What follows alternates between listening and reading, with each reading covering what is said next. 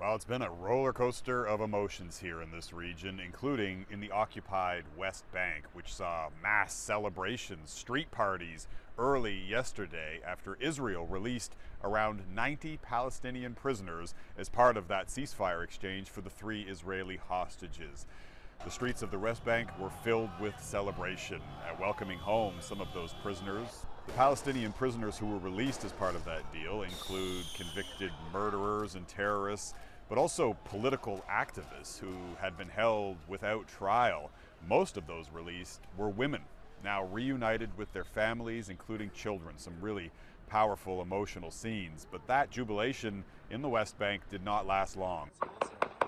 Overnight, we're hearing and seeing reports of fresh clashes between Palestinians in the West Bank and Israeli forces. Israel conducting what it calls a counter-terrorism operation in the West Bank, and we're also hearing reports of attacks on Palestinians by Israeli settlers. Some settlers reportedly went on a rampage through 2 Palestinian villages, setting buildings on fire, attacking Palestinians at random.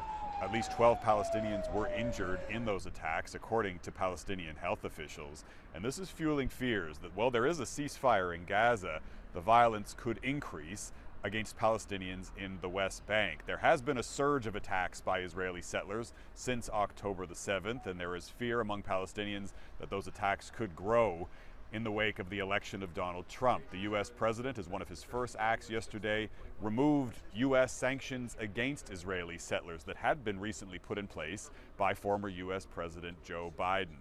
And Palestinians in the West Bank say they are essentially suffering in silence as the world's attention remains focused on Gaza.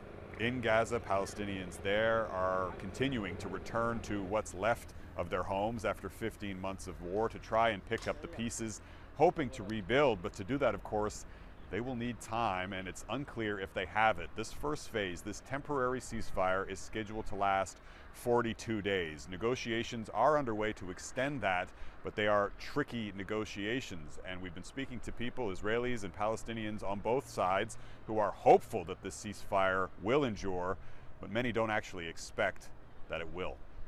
Jeff Semple, Global News, Tel Aviv.